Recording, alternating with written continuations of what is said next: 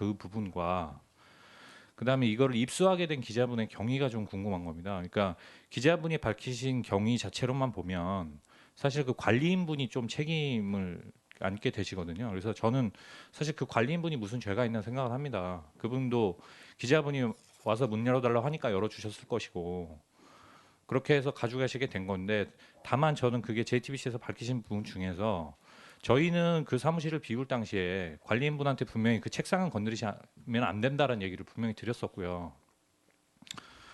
그 그 왜 이유는 그랬습니까? 책상은 왜 남겨놓은 책상을 거예요? 놔두고 나온 이유는 그 최순실 씨 지시였습니다. 그러니까 그 당시에 이미 최순실 씨와 고영태 씨가 사이가 안 좋은 상태였기 때문에 고영태 씨는 그 당시에 이미 그 사무실을 나오지 않고 있었던 시기고요. 연락도 안 되던 시기입니다. 그래서 그 사무실을 정리를 해야 되는데 짐을 빼라고 하니까 저희는 짐을 빼야 되는데 이 책상은 고영태 씨 본인 거니까 고영태 씨가 따로 자기가 직접 용달을 불러서 그 들여온 책상이었거든요.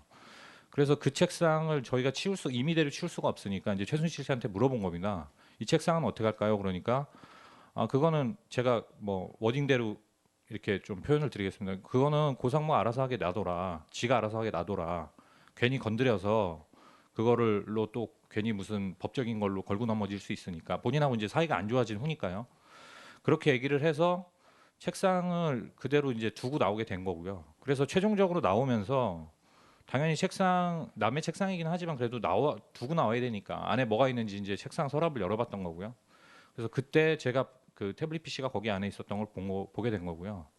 그러면서 나오면서 이제 관리인분한테는 분명하게 말씀을 드렸습니다. 이 책상에 주인이 있고 나중에 다시 이거를 찾으러 올 거다.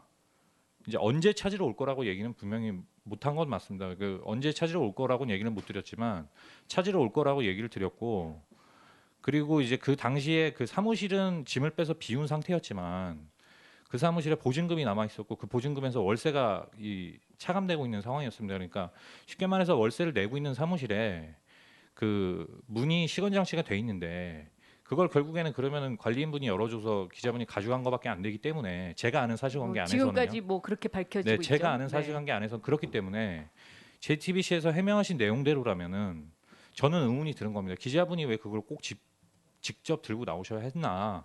분명히 그 기자분이 보시고 판단을 하셨을 때 이게 정말로 국정농단의 심각한 어떤 그 중요 증거가 될 수 있고 이게 부동산에 내져 있는 상태였기 때문에 사무실이 이것을 뭐 도난이나 멸실의 우려가 있어서 들고 나왔다고 하셨는데 만약에 정말 그랬다면 검찰이나 경찰에다 연락을 해서 들고 나왔으면 되는 겁니다. 제 생각에는요.